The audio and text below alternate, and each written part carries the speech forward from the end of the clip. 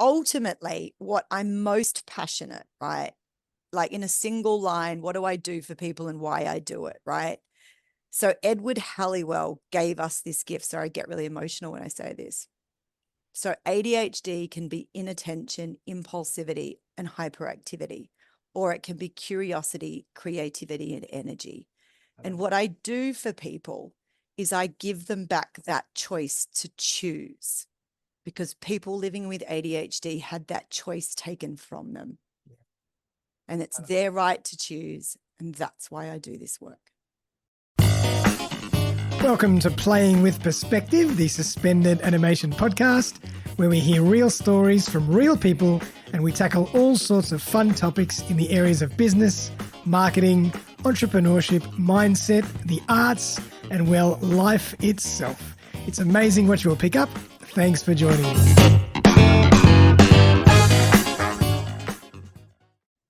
Well, welcome back, everyone. Another great episode of Playing with Perspective, the suspended animation podcast. I'm Darren Saul, your host. Thank you for joining us. It's episode 222, and I have the fantastic Gina McClement here with me. How are you, Gina? Hi, Darren. I am good today. Thank you. Excited to be here. Me too. I'm very, very excited for this podcast. It's fascinating. And we're going to be chatting all about ADHD. And in particular, is it me or my ADHD? Great title. And we're going to dive into that a little bit more. But I thought I'd just give everyone a little bit of a rundown into who Gina is. Gina's life journey is exactly what you might expect from an intelligent, passionate, creative, midlife ADHDer, full of adventures, change, risk-taking, highs, lows, great love, heartbreaking pain, success, burnout, and a lifelong journey of personal development to understand the way she experiences the world and how her brain works. After a 20-year corporate executive career, Gina flipped and followed her passion, founding Living in Bloom, a private therapy practice where her client promise is grow into you. Gina's education is impressive, holding a master in counselling, a postgrad diploma in counselling, and a Bachelor of Business. She's a graduate of the Australian Institute of Company Directors, an advanced clinical resource therapist and trainer, as well as a meditation teacher. So Gina is on a mission to heal and help newly diagnosed adults to restore their life's journey with ADHD-focused psychotherapy and to give ADHDers permission to fall in love with their beautiful big brains. Well, that's a hell of a story. You've done a lot. That made me emotional just hearing that, Darren. My God, sounds like we've written a book already.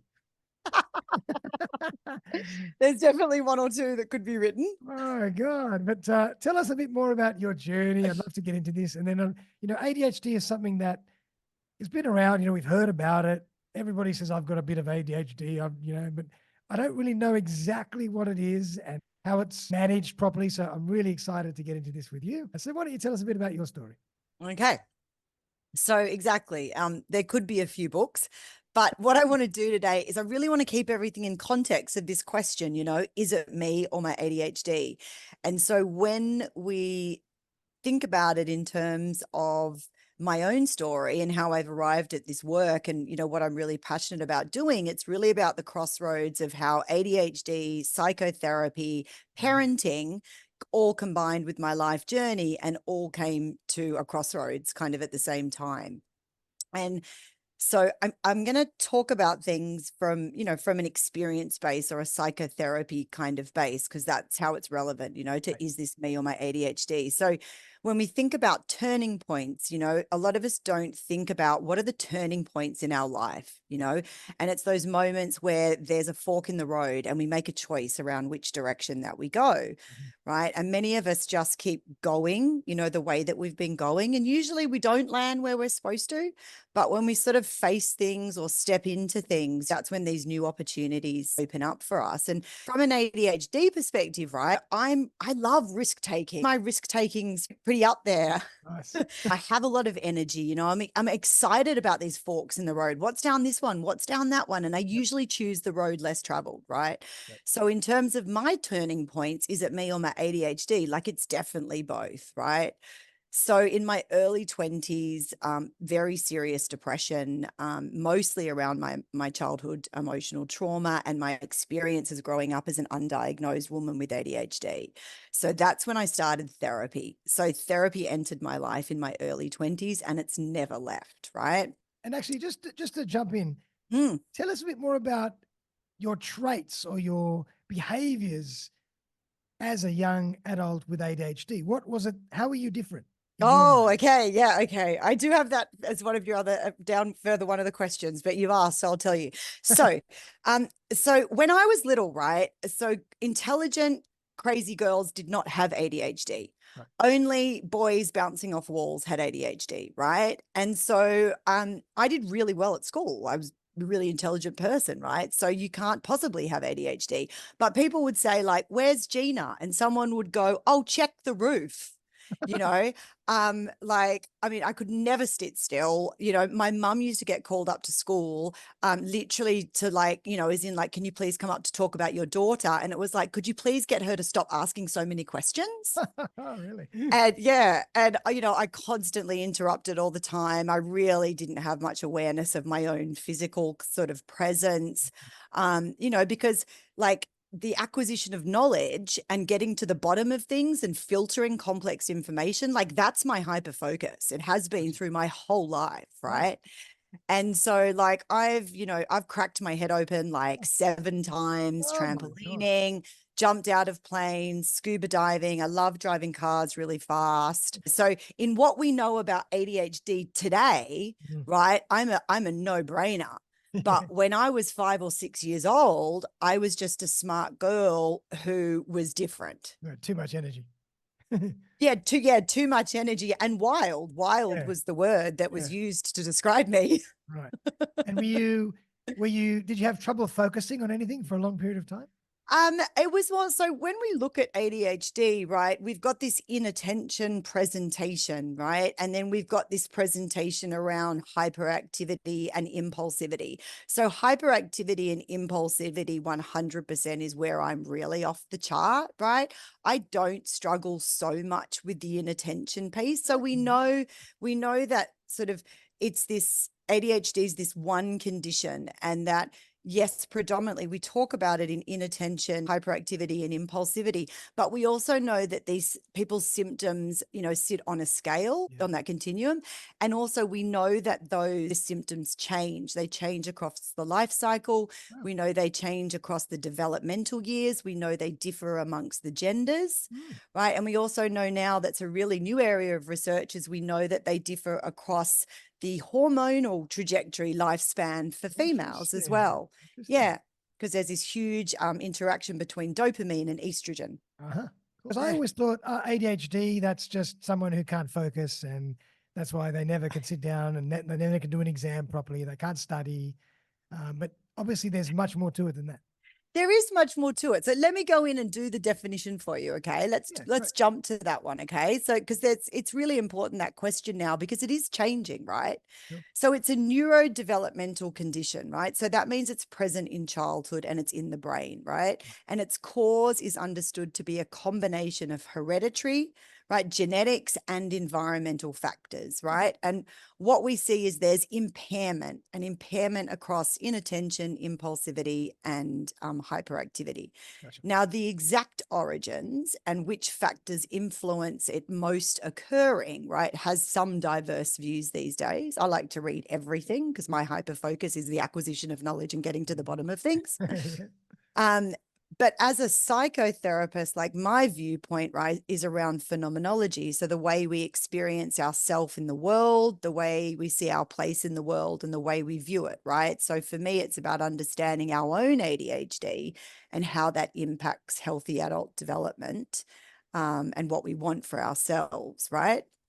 But So when we talk about prevalence and occurrence rates, right, depends on the literature you read, but 5 to 8% of children, still boys 3 times diagnosed on top of girls, right? So Really? 3 to 1. Yep, Is still. that because they have it 3 times more often than females, or they just diagnose more? Females are not being taken to a counselor to diagnose, etc. Yeah, so it's sort of the history of the condition. Mhm. So the condition is actually first seen in the medical literature in 1753 recently. Most Okay. recently, not that long ago, an article by this guy called Cornelius Klockoff. Right. Yeah, had this scientific article in written in Latin actually. Ah, And so that's when ADHD in its earlier forms, not today's form, was first recognized in the medical literature. But what's happening is as neuroscience is developing, as brain imaging is developing, right, and the research on ADHD, we've got like 60 years of really solid research on ADHD now. So our understanding of the condition is really shifting and changing. So, originally it was this hyperactive issue with boys. And so we are seeing though now, now we understand this connection with hormones and females. So a lot more females will get diagnosed when they go into puberty. gotcha. Right? Women are being diagnosed around fertility, around menopause, right? As well, because of the hormone impact with ADHD. Right. That is a really new, like it's kind of cutting edge last Wow. sort of 3-4 years that this sort of connection's really been researched. Wow. And girls often don't have such significant hyperactivity. Clearly, that's not the case with me, but and often more internalized. So Yeah. what you'll find is that you've got a lot of undiagnosed women with histories of depression and anxiety, Mhm. because that's what they've been diagnosed with. And we see that a lot with undiagnosed people with ADHD. If you look at their mental health history, you'll see a lot of anxiety and depression in there, right? Right. But yeah, it's highly genetic in families. We know that if a child has it, basically there's a 30% chance that any other sibling will have it. If both parents have it, there's a 50% chance that a child will have it.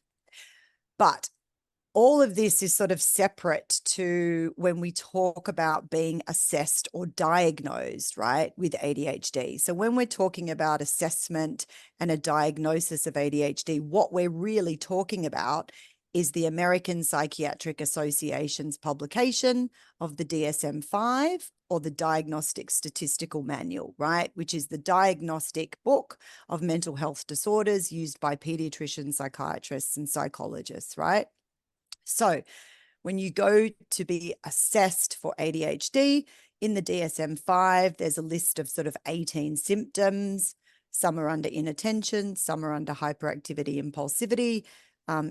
An adult needs to meet 5 of those. Children need to meet 6. These symptoms need to be around most of the time, more than 6 months, be seen across different environments. And must have impairment, so personal, occupational, social, or academic, right? So when we're talking about ADHD diagnosis, we're saying, does a person meet the threshold for a diagnosis as stipulated in the DSM-5? Mhm. That's what we're saying, right? But there's still a bit of leniency in that. Oh, Under. it's very contentious, Yeah, Darren. I can imagine. So yes, there's a lot of arguments for and against the DSM-5, not just with ADHD, but without going into all that though, but Russell Barkley, who's one of the world's leading, clinicians, researchers, practitioners in ADHD, and a lot of other academics and clinicians will say to you that there are limits to the DSM-5, and it hasn't kept up with what we know about ADHD. So there isn't anything about emotional dysregulation in the DSM-5, right? Considered to be a core symptom, really, of ADHD these days. The symptoms are very much considered to be very much skewed towards the male presentation in the DSM-5. So 100%. And, so Russell Barkley himself will actually tell you that his view of ADHD today is that it's a disorder of self-regulation and executive functions, Oh, okay. So it'll be really interesting, actually. The DSM-6 is not due for years, but it will be interesting to see how that changes, a bit the way that we saw that huge landmark change in the DSM-5 in autism spectrum disorder when, it Asperger's and everything, that's when, autism got brought into a whole spectrum. And so obviously really changed the diagnostic experience and criteria. So it'll be interesting to see what happens with ADHD in the future. Wow. And where does the anxiety and depression come from? Is that a consequence of living with ADHD, or is that linked some other way? So what we do know is that there is a lot of what we call comorbidities that exist with ADHD, right? So if you have ADHD, there's an 80% chance that you will have a second, what we call mental health. I hate the word disorder, but that's what we call them. And there's a 50% chance that you'll have two more of those. So what are those with ADHD? So we're looking at anxiety, depression, oppositional defiant disorder, autism spectrum disorder, sensory processing disorder, learning disorders, so dysgraphia, dysphasia, dyscalculia, Tourette's. So yeah, and it's not my area of knowledge and expertise, but my understanding is it's got to do with some of the genetic factors that underpin all of these kind of, all of these conditions. So we don't see ADHD purely on its own very often. Okay. That said, if we are living a life undiagnosed, right, and no one's picked up on our ADHD, right, then social anxiety and depression start to form because we have these experiences around how we are and our way of being in the world is not okay. And then we start to think it's me because I don't know I've got ADHD. And this is a wonderful segue, right, into really how ADHD focused psychotherapy comes into it, Yep, right. So let's expand on that. Is it me or my ADHD? Tell me a bit more about that phrase and why that's so important. 100%. Like it just came out of my mouth one day, like it was almost like a question I had to myself. I can't remember what I was doing, but I was like, is this me or my ADHD? I love it. And I was like, that's such a good question. And so this is the way I'll start by saying this, right? So ADHD brains, right, different biologically, right? There's some different areas of the brain, different neurotransmitters, some different blood flows, right? Different sizes of brains in everywhere. Yeah, we're talking about it, a different brain. Okay. And so, right, ADHD brains develop in what we call a neurotypical, right? So neurodiverse, neurotypical. Yep. So in a neurotypical socially constructed society, right? Yep. Because it's a minority, right? So we're living in a world of the majority, right? That's the case for all minorities. So it's a childhood condition, right? So it's there from the get-go. So you're born with it, aren't you? You're born. Yeah, you're born with it. Yeah. And so essentially during these really formative developmental years, right, if we have ADHD, we're just developing, right, with our different brain. Our brain is developing on a different trajectory, but the whole time it's been measured against these norms, societal norms, social norms, right? And the problem is that exposes ADHD brains to a whole lot of developmental risks. So attachment disruption, and we know this is the work of John Bowlby, that's been really built on, the way we develop these what we call internal working models of self, which is basically our beliefs about ourself, right? How we see ourselves, our place in the world, and our relationship with others in the world around us. All these things are formed in childhood. Wow. And the risk is they become our unconscious working models as an adult. So our thoughts, feelings, behaviors are all driven unconsciously by all of these working models that we develop in childhood. But when we have an ADHD brain and that whole development happens in a neurotypical world, right, things go really wrong. You're getting some very different messages. That's exactly right. And so when we, and so, there's so many theories we can talk about here, Bronfenbrenner's ecological theory of child development, from the 1970s, absolutely emphasizes environment. And there's all these layers, home, school, society, right? All these layers that are impacting child development. So what are the neurotypical societal norms that are impacting ADHD brains in a negative way? How to parent neurotypical teaching, Yeah. right? How children should behave, how they're praised and rewarded in the school system, at home. Yep. You know, education, the whole education system, 13 years Wow. straight. Social occasions with families and friends. So when high school starts, right, we say high school's in year 7. So the executive functions of people with ADHD is 2 to 3 years behind their peers. So when Right. you enter year 7 with an ADHD brain, right, it's like putting a kid in year Oh, 5 yeah. into year 7. Uh-huh. And we So do, ADHDers develop slower. yeah, and yeah, specifically as well. The executive function, which is the frontal lobe, Mhm. so the prefrontal cortex, where our executive functions live. Uh-huh. So self-awareness, Uh-huh. self-regulation, impulsivity, problem solving, planning, working memory, Yeah. time management, all those things, right? And That all that makes stuff, us and all that stuff is so important in your formative years in terms of how you relate to the world. 100%. But also when you go into year 7, where everyone says, organize yourself now. Yeah. And That's right. and everyone's going, okay, I'm in year 7, but the ADHD brain's going, no, I'm in year 5, Yeah, that's right. right? And so think about it like this. I love turning things around, right? Imagine if we took neurotypical kids Mm-hmm. who were in year 5 Yep. and we said, no, you've got to go in year 7 now. That's And right. then we said to them, what's wrong? Why are you not coping? Yep. Right? We'd be up in arms. Yep. We'd be It's like, you almost, it's like can't do taking, that. it's like taking back when I studied mathematics. Like I studied 3-unit maths and I was okay. But then there were the geniuses that did 4-unit. It's like throwing a 3-unit into a 4-unit class and they're doing some abstract stuff. And I would be, what the hell are you talking about? Yeah, and then on top of that, saying, Darren, what's wrong with you? Yeah. Why can't Why you keep up? can't you cope? Yeah, that's right. Right? This is Love it. exactly what we're doing. Yeah. And then you get this self perpetuating negative feedback loop. Yeah, and let's get on to that because that's exactly right.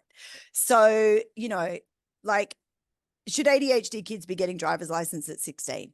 Absolutely not, right? Adolescence in ADHD, we talk about extended adolescence. It goes to 25, not to 18. Um, And if ADHD people constructed the world right, it'd look so different, right? So chairs wouldn't exist, neither would glass. Everything would be sold in threes. The speed limit would be Really? like the speed limit would be like 150. Oh, wow. Stop signs would change color all the time. Oh, my God. School would be like active and moving. It would be kinetic based. We would never be sitting on a seat all Yeah. day in a You'd have classroom those stand based. up desks. Absolutely, yeah, climb on desks, Yeah. right? Climb on desks. Climb on desks. And so exactly what you're talking about is the impact of all of this, right? And so the impact is not only on just the person with ADHD, but highly stressed environments at home, Yeah. like loving families who end up unintentionally manifesting these high stress environments. So my master's of counselling research is on parental stress, raising children with ADHD. Wow. Wow. And so we know they experience educational trauma, social stigma, financial strain, employment strain, like so many more problems than when we're raising neurotypical people. Yep. Yep. And the other thing is exactly, so ADHD kids, we're really by omission, right? No one's trying to do this, but they're set up by, society to fail. And so when they reach adulthood, right, there's a trail of often damaged self-esteem, low self-worth, disconnection of self, low confidence, low self-agency, really seeing themselves as really incapable and wondering, where is my place in the world? Wow. And Yeah. is there a history or is there evidence of that correcting itself later on in some way, or it just like, I don't think, I mean, that's what we call in terms of treatment and treatment plans, and we'll get to what what the evidence says around treatment for ADHD, right? We'll get there next when we start talking about, exactly treating it. So there's no, so an ADHD brain never really never catches up in that respect? no, it never develops to the place of what we would call a neurotypical brain, right? It's just as the brain matures, right? And we we have a fully developed brain, which really isn't for anyone until almost 30, Mm-hmm. right? In that, we get to mask better. We learn social norms. We learn to conform, like we all do, right? We all have to do that. Absolutely. Yeah. So it's more we get better at masking and conforming. But you know, the ADHD brain is what it is. Gotcha. And before we go on and talk about evidence-based therapy, I want to talk a bit more about Mm. some of the superpowers, because I believe every condition has a positive and a negative. Yeah, There must be some absolutely. incredible superpowers that ADHDers have that others don't. So I want to talk a bit about that. And yeah, let's start 100%. with that. Let's start with that. Okay, so 100%. My life's been amazing because of my ADHD. Everything totally amazing in my life. I thank my ADHD. Yeah, absolutely. And so when we look at sort of what's common or what do we see in the strengths of ADHD, there's a few areas, right? So creativity is one of them, right? Really creative. And that doesn't matter what area of creativity, right? Because, you know, so Edward Halliwell, who, you know, has been in, again, he's a, you know, leading clinician researcher in ADHD, he talks about the flip sides of ADHD. So he'll say that the flip side of hyperactivity is energy. Mm-hmm. He'll say that the flip side of inattention is curiosity. Mm-hmm. And he'll say that the flip side of impulsivity is creativity, right? And it's a beautiful way to look at I that, love right? that. Yeah, Oh, 100%. I agree. And absolutely, yeah, exactly. And so creativity, we know, you know, is a place where ADHDers can fly. Compassion, Yeah. so deeply empathic, you know, and, you know, the tough side of that is rejection sensitivity, right? When with ADHD, we can have really high rejection sensitivity. But the thing is that we feel the vibrations of the universe, right? When we talk about the empathic bit, right? So when we often talk about with ADHD is that we don't have there's no policeman in our brain managing the orchestra. So it's an orchestra without a conductor, right? So what's the purpose of the conductor? The conductor goes, no, we don't need you there now. We don't need you. I'm not going to pay attention to that. I'm not going to pay attention to this. Yes, I need that information, right? Yeah. And so the conductor goes, I want the information that helps me get to the direction that I want to go. That's a good outcome for me. So if we think about our conductor's just not there when we have ADHD, right? So what we get is this sensory overwhelm. Like we're taking everything in, right? Yep. So when we're taking everything in, when we also talk about that in terms of if someone's upset, if people are, you know, sort of deeply feeling, right? It's more that there just isn't any filters. And also there's just this part of when we sort of experience the world as feeling a bit different, you know, and we have those experiences, you know, and we know this, right? When we experience traumas and difficult things in our life, right? Those experiences give us a better ability. That's right. Right. To just feel into other people's experiences. More empathetic. Yeah. And makes us more empathetic. Yeah. Yeah, exactly. But, you know, honestly, like one of my oldest child, right? From get-go, right? Like 2 or 3 years old, you know, if he could be in he could be in a room of 20 kids. If there was a kid crying, that's where my son was. Wow. I mean, it was that black and white, you know, like the depth that he feels, Wow. you know, everything. Yep. Yeah, it's tough feeling that level of depth. It is. You've got to look after yourself when you feel other people that deeply. Yeah. Wow. Wow. Impressive. Yep. But clearly when you're a therapist, it helps. Absolutely. Absolutely. And what is your view on school? Oh, do you want to hear the other strengths though? Yes, Quickly? please do. Yes. Okay, hold on. Get into that. Yeah. So sense of humor, we're often very gregarious people. Cool. Life of the party. Yeah, Intuition, so really intuitive, right? If we trust our intuition, which sometimes that's the work in psychotherapy to reconnect ourselves to that, and that right? kind of lends itself to impulsivity in a way too, because sometimes you just know that's the way to go, so you just jump in. Pretty much, yeah, 100%. Analyzing and overanalyzing because you just feel it. Yep, that's yeah, it's very much idea go. That's Yeah. right. We miss all those steps in between. Yeah. Novel problem solving. We often see things really differently, or you know, Lateral thinking. Yeah, that's right, 100%. Obviously, lots of energy if we have the hyperactivity. Often there's a very strong sense of justice. And I see this a lot with all my clients. There's a lot of work in teaching people with ADHD how to let go of things, you know, because there's so many injustices in the world. And if we're feeling those injustices really deeply, right, we can get really stuck there. Yeah. But at the same time, amazing passion for advocating for what you believe, or you know what I mean, then all of a sudden on a positive strength, there's all this energy, right, for the fight you want to take on, or, you know, but like you say, there's a flip side. And also, so spontaneity, obviously, with the impulsivity and stuff. Like one of my friends has a great story. She won't care that I say this, but she's very, very, very senior, very successful executive. And they were walking around this particular recreation area and stuff, and someone dared her to jump into the pool. She did. Like she did. Big mistake. Totally, but a highly successful, Yeah, incredibly love successful it. human being, right? Love it. Yeah. And level-headedness. So this whole idea in a crisis, right? ADHD people, like the bigger the crisis, the calmer we are. Yep.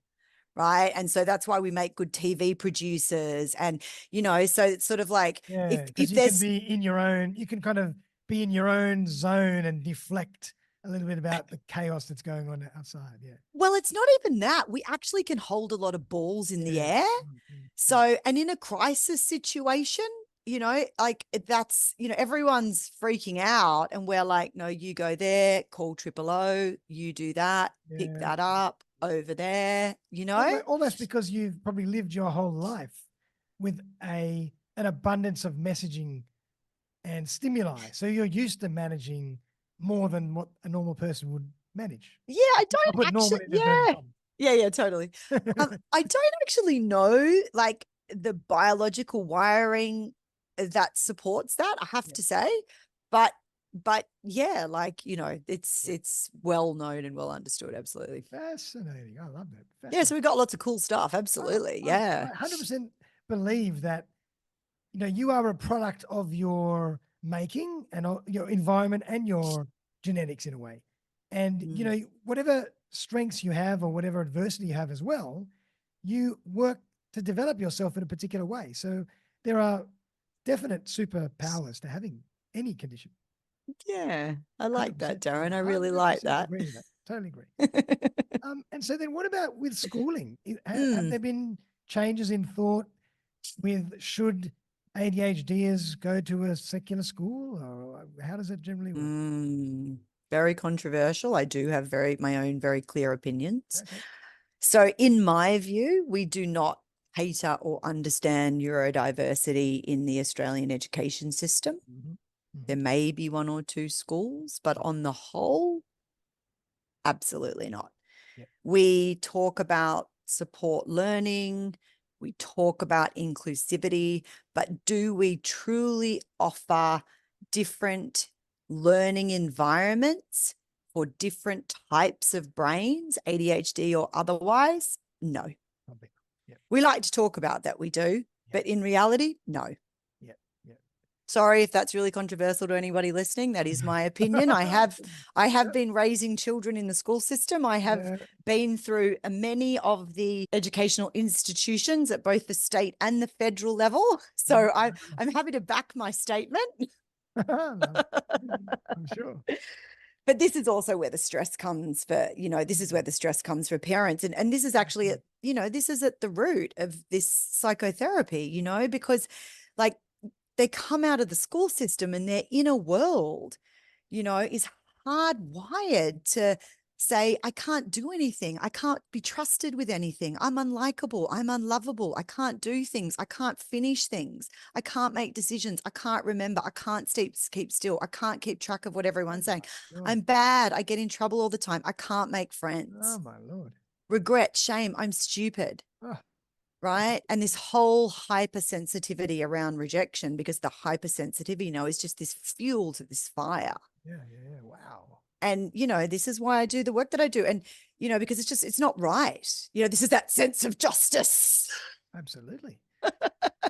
and then again, you know, if obviously so much of this falls on the parents, what do you say to parents? And obviously it's, you know, I just want to be very general. What are some of the ways that parents can be a little bit more attentive or build an environment that is more beneficial for an ADHD? So read and learn everything that you can. Like if you have neurodiverse kids, you have to understand their brain and the condition, right?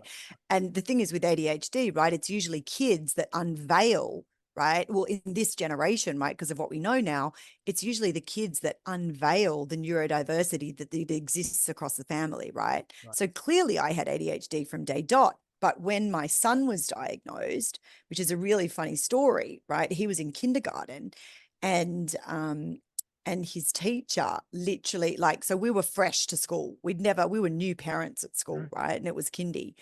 And we sit down, and we've just like 3 weeks in, and we sit down, and this teacher, and we literally put our butt on the seats, and this guy goes, your son's got ADHD. We were like, huh?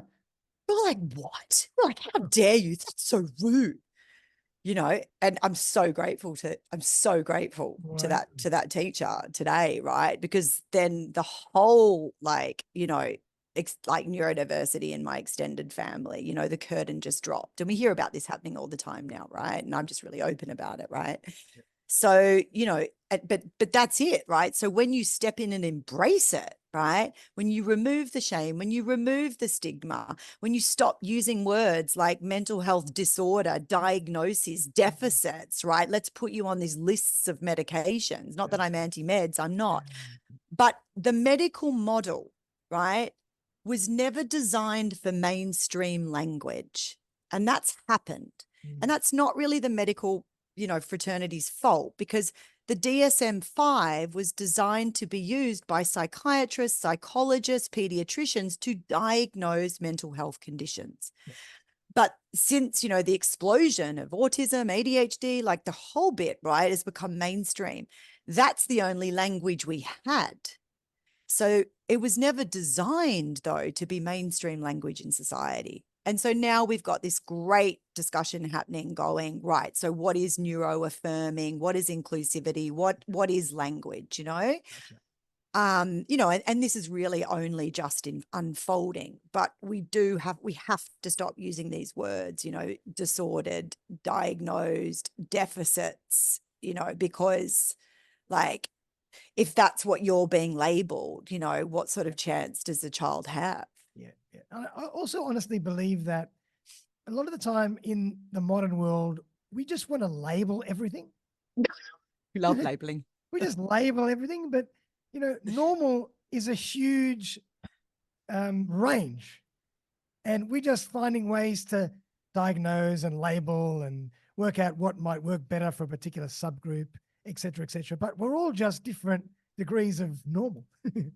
100%. Absolutely. And unfortunately, though, and this is what's also really problematic with the education system, right, is that you get a lot further when you hand a diagnosis to a school than if you just say, my son has got, or daughter's got these difficulties or this and needs support. Right? Unfortunately, a hardline piece of paper from a medical professional will get you a lot more support from your child, which is, let's not go down that rabbit hole, but you know what I mean? What's driving, right? What's driving these, and obviously, there's a big article on the NDIS, in terms of, driving diagnosis so people can get access. And it's like, it makes sense, but let's look at the system, right? If you want to get a child diagnosed, or assessed for ASD, $2,000 to $3,000, right? $1,000 for ADHD, right? Nobody can access this, right? So let's not blame the NDIS. Let's talk about the fact that we don't value our children in this country. Sorry, but I have a very clear statement on that. Sure. Because, the fact that there are so many families who can't even afford to find out if their children need support, right? And they can't afford it, right? So then all of a sudden getting a diagnosis, though, is a pathway to getting quite significant funding. Because when we're talking about, $240 or $50 for a psychologist, when we're talking about ADHD coaches that are, $250 an hour, when we're talking about it, I mean, that's right. Yeah. So, I certainly don't want to blame the NDIS. I don't think it's that all. There is a lack of free access to essential medical care for children in this country, right? Well, I want to jump in and talk a little bit about your approach to psychotherapy. Sure. So maybe tell us a bit more about, what you've developed, how you go about working with people with ADHD, and also maybe just some tips for parents who might not know exactly what to do initially. Oh yeah, that's right. We were talking about parents before. See, Yeah. um, so the back quickly on the parent thing is learn as much as you can. Like knowledge is absolutely your power. And then you have to find really good medical professionals. Like I have some core amazing medical professionals that, are my team, have my back. Yeah. And that's two of the most key things. And then in the education system, you have to learn. You have to know what the NCCD is. You have to learn what your rights are as a parent. You Mhm. have to learn how to advocate for your child in the school system, right? So should that all of that fall on a parent's shoulders? No, I don't think so. But is that the reality? Yeah, it is. Yeah, You know. it's a lot of stuff. Yeah, it is. It is a lot of stuff. So I just went, you know what? I'm just going to do this for work. Yeah. Wow. And so is that, just out of interest before we get into it, is that Yeah. when did you make that switch from deciding I'm going to get out of the corporate world and I'm going to do this Oh full yeah, time? that's right. Okay, let me quickly go back to that, right? Because that was so it look no, it wasn't it was a journey. It really was. So, like I said, I had that early depression in my 20s, and that's where I sort of entered therapy. And then I became a parent. And when you become a parent, your childhood blows up in your face. Oh, wow. And as I was saying before, we also now know about women's hormones and ADHD as well. I got very serious burnout in 2018. It took me 18 months to recover. Wow.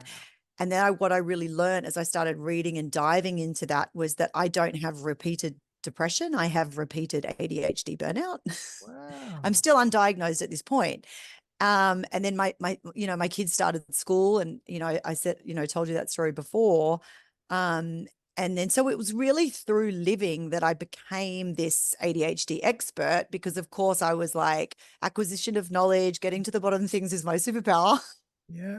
my hyper You had to, focus. and you had to keep an eye on, what was going on with your kids. So you have the knowledge, and it just kept on going from there. It kept going, yeah. And then I discovered resource therapy, which is this psychodynamic psychotherapy, and that really sort of completed sort of my own sort of healing work, and that was completely transformational for me. And then I got my own ADHD diagnosis, and then it all kind of that's when it all came together, and I was like, okay, Wow. this is what I'm going to do now.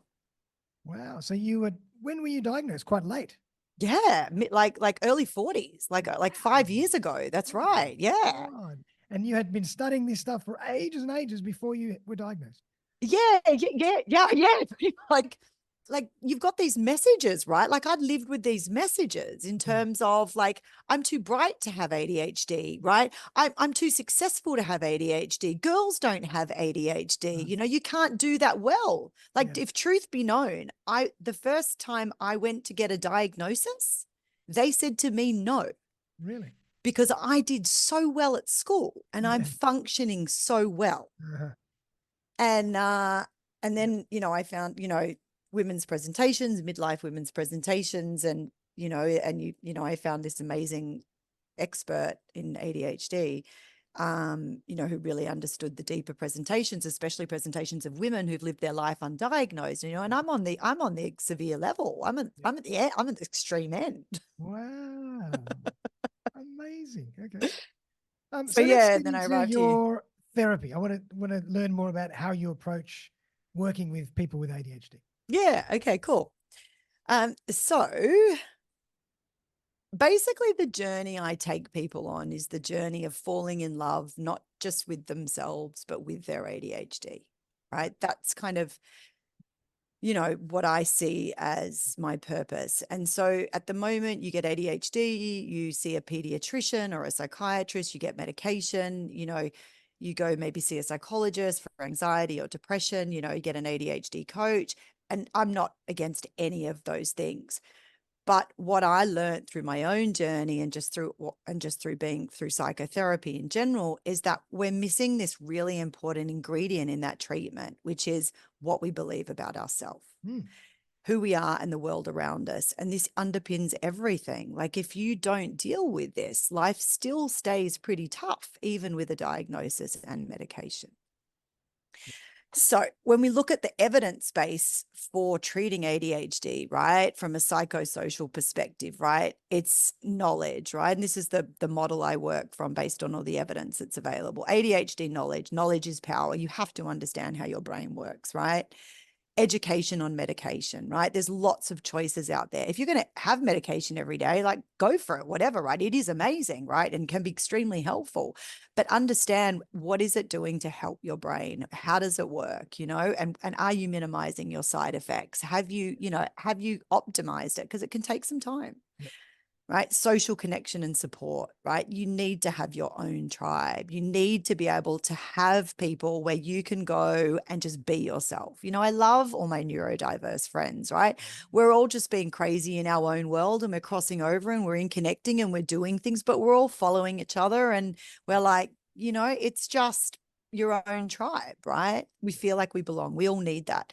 So self-care and exercise, exercise is got a strong evidence base for Sure. helping a support for ADHD and regulate a lot of those neurotransmitters as well. yeah, that's right. Exactly. Right. There's a whole brain experience happening, and just self-care in terms of eating well and, the usual stuff. Because people with ADHD are very prone to addiction. So you'll see a lot of drug addiction, you'll see a lot of alcohol, and often that's related to trauma, but we're more vulnerable to it.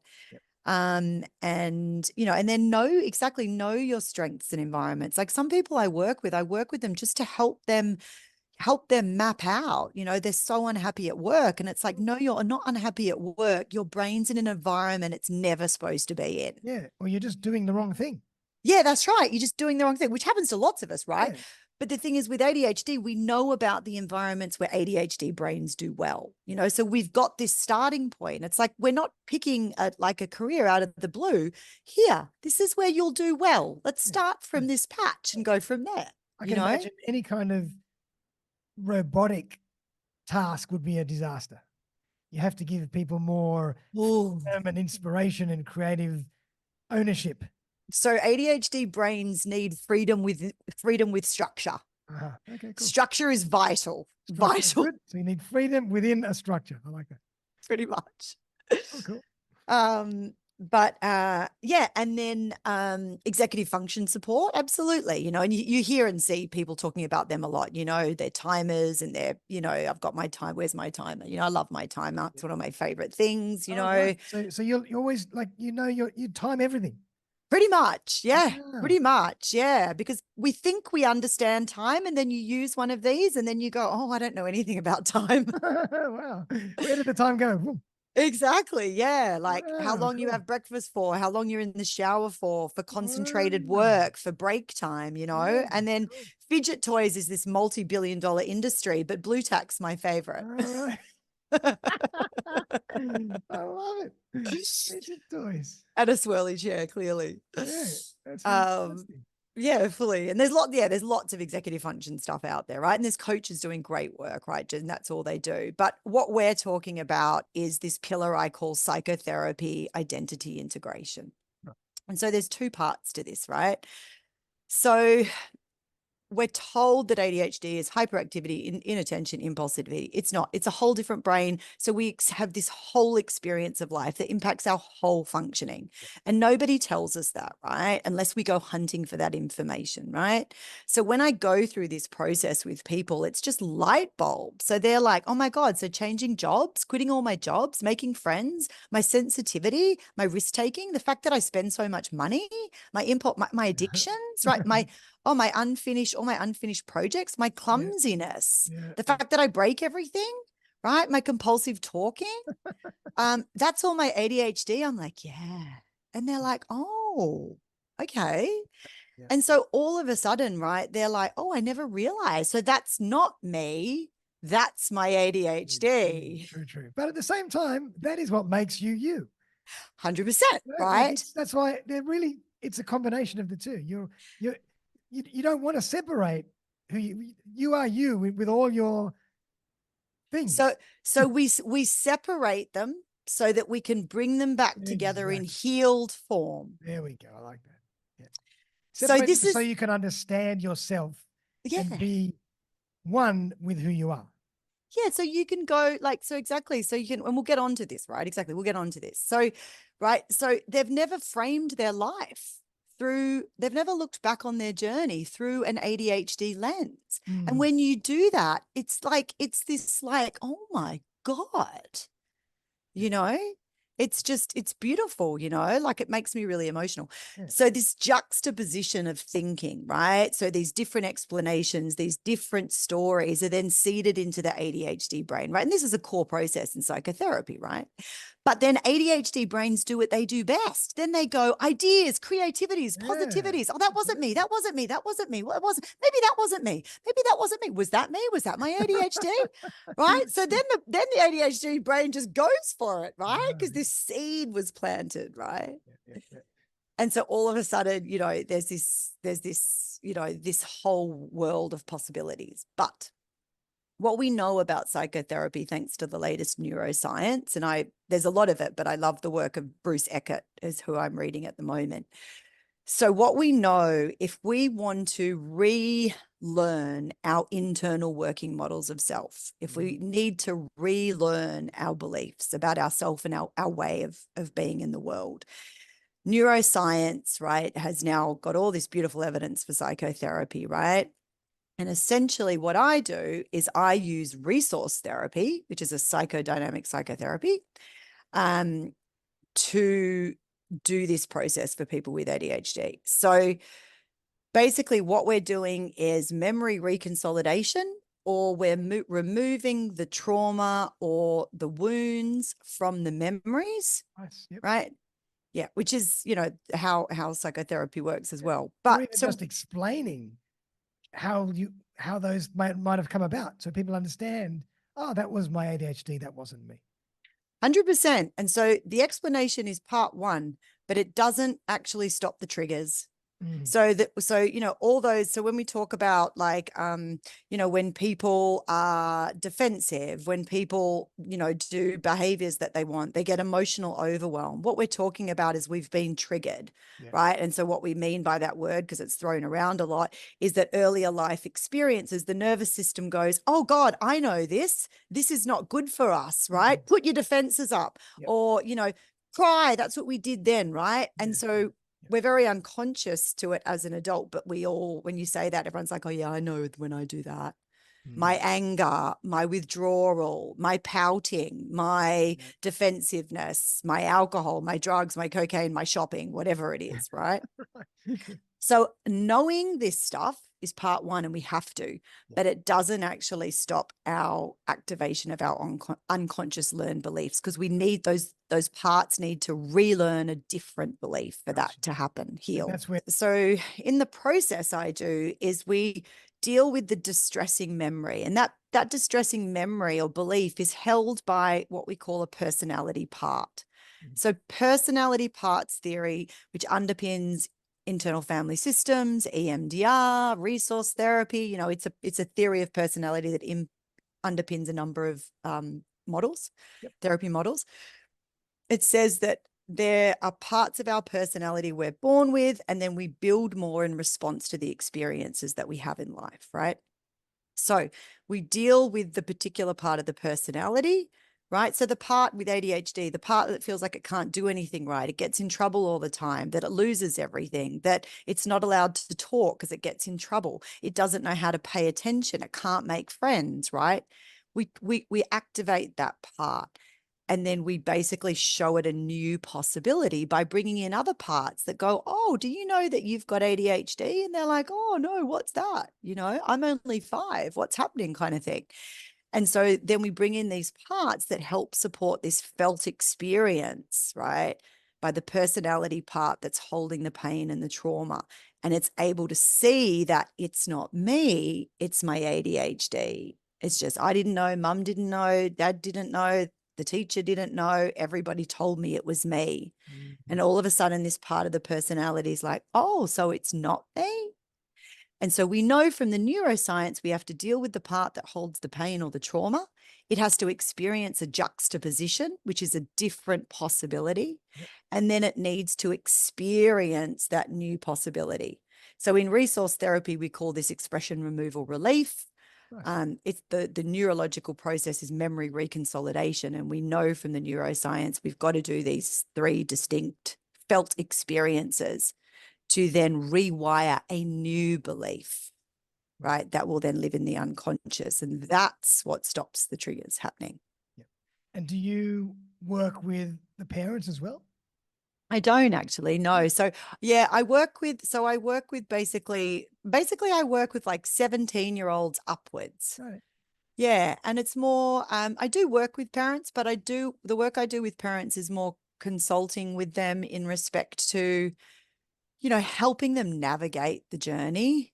I was going to do, parent groups and, there's so many things you can do in your own business, right? Yeah. And I have to be really careful, right? Because with my, with ADHD, I'm like, Take I've got to on a do it million all. projects. Yeah. Exactly. So, And why only yeah. 17 and above, not younger? It's very specific working with children. And to be quite honest, I just want to do more training in it. And the other thing is I'm raising kids myself at the moment. Mm. And I'm raising neurodiverse kids. So that's enough. Okay. Yep. Yeah. Makes One sense. day though, one day I'm sure I will. I mean, I talk to a lot of parents and I talk to lots of kids all the time. Yep. So ultimately, what I'm most passionate, right? Like in a single line, what do I do for people and why I do it, right? So Edward Halliwell gave us this gift. Sorry, I get really emotional when I say this. So ADHD can be inattention, impulsivity, and hyperactivity, or it can be curiosity, creativity, and energy. And what I do for people is I give them back that choice to choose, because people living with ADHD had that choice taken from them. Yeah. And it's their right to choose. And that's why I do this work. That's beautiful. I really love that. Well done. Thanks. Love it. And if people want to work with you, what's the process like, or how long does it take? How long is the engagement? How does that work? Yeah. So it depends where people are at. So, I see people weekly or fortnightly, basically, there's a rhythm that's required in therapy, to keep the consistency up. Everybody's sort of different in terms of their readiness to change or their readiness to see. But resource therapy, in terms of if you're sort of ready for it and so if you're like, yep, give it to me all type thing, it can be a fairly quick process, to be honest. Wow. But it depends where people are at. Like if people really don't know anything about their ADHD, a lot of people when they're diagnosed have incredible grief. Mm. They're like, oh my God, like what could my life have been, And that's grief. So then we're actually talking about processing grief, That's another whole. Yeah. So it really depends where a person's at. But basically, and that's what that's all about, in the first couple of sessions. It's about where are you at, and goals in therapy is all really important, right? What do you want to change? What are you ready to change? What do you want to be different in your life? Love it, love it. And I keep coming back to the same thing because I'm just so passionate about it, is that sometimes what makes us who we are is it's like you play the cards you're dealt. There's a great expression, you play the cards you dealt. And if you embrace who you are, you can achieve incredible results because you have certain powers and certain gifts. We all do. 100%. So Absolutely. I want to kind of focus on the positive. Yeah. And let people know that, you are who you are and use your strengths to create an incredible life. 100%. Absolutely. Like that's the goal. Like, I actually talk about this on my website. Like everyone's got special gifts, For sure. but for those gifts to be released in the world, you have to be in love with yourself, whatever you are. That's right. Right. That's how your gifts get released into the world. Right. Yep. And stuff. But that's not what happens to people with ADHD, right? As they, grow up in these neurotypical sort of environments, right? Which is, what this is all about. And shut off from segregated themselves. which is That's 100%. Yeah, exactly. But there's this beautiful, I saw it the other day. One of my supervisors posted this thing on Instagram, and she said, healing isn't becoming the best version of who you are. Healing is loving the parts of you that need it. Love it. I love that. That is really cool. So really that's not exactly it, but yeah, exactly. Cool. I like that. Yeah, that's so right. True. Yeah. So true. Yep. Good. Who we are is there when we're born. In my therapy, we have this, in resource therapy, we have this part called inner strength, right? And when I meet inner strength, like you just know, like the room just electrifies, right? And you ask this part how long you've been around for, and all the time they say forever. Wow. And you go, oh, forever is in like the universe beyond time kind of thing. And they're like, yeah. And like that's truly someone. So everybody has this part, right? Yep. And when you meet that part, when you work with someone and they've been so cut off, right, that part has never been allowed out for years, you know, and you meet that part, and a person meets that part of themselves. They re-meet their soul, right? That's when, you know, exactly that point you made, right? It's just we're born with the beauty that we're supposed to have. That's right. Right. And it's our right for that beauty to be allowed out, right? That's the worst thing, is to kind of shut yourself down and not allow yourself to express all that amazing stuff that you have. Yeah. Exactly. Which is cool. Well done. Well, Gina, that was absolutely brilliant. I am fascinated. I'm going to re-watch this myself a million times because I learned so much. Awesome. And it's really, really cool. So I hope that everybody really got a lot out of this. Yeah. And I'm sure they will. And if people want to get in touch with you, to work with you, what's the best way for them to do that? So my website is livinginbloom.com.au. And you can find me, Gina McClement, on LinkedIn, Gina McClement on Facebook, and I think I'm Gina McClement on Instagram as well. They can link to that all from your website? Yes, exactly. Everything's fairly linked everywhere. So livinginbloom.com.au. And I believe you have a podcast as well. Is that right? Oh, we've actually filmed it. Like we've got 20 episodes ready to go. Oh, wow. We've just got to launch it. I know. My partner who I do it with is, we're like, she's like me. She's a mother of boys running her own business. And so we've just got to get it live. I mean, that's great. You've got this reservoir of incredible content sitting there for the world. We've got like 20 episodes. We've done it. My God, it's incredible. And they're probably at least an hour long. Well, so what we did is some of them got so long because we do men's mental health, boys' mental health. Like, I mean, we do all these really cool, crazy topics. But so all we do is they're always an hour. So we chop them in half, part one, part two. Part two. Good idea. Good idea. Love it. Well, Gina, thank you so much. It's been an absolute pleasure. I can't wait to follow more of all the stuff that you're doing. And I always like to leave the last word to my guest. Oh. So I thought I'd open the floor to you. Any last message that you'd like to give? I did have a last message. That's right. Wherever you're at on your ADHD journey, your brain is capable of amazing things and building an amazing life that is in alignment with who you are and who you have always been. But you need to fall in love with it first. Yep. And ADHD psychotherapy can give you that choice and that chance. Very, very cool. I love it. Well done. Everybody, thanks again for joining us. Thanks for listening and watching. I had a great time. I'm sure you did as well. Please thank Gina, my guest, and we'll see you very, very soon for our next episode of Playing with Perspective, the Suspended Animation Podcast. Bye for now. Thanks, Gina. Thanks, Darren. Thanks again for joining me for another episode of Playing with Perspective, the Suspended Animation Podcast. If you would like to join me as a guest on the show, I would be delighted to collaborate.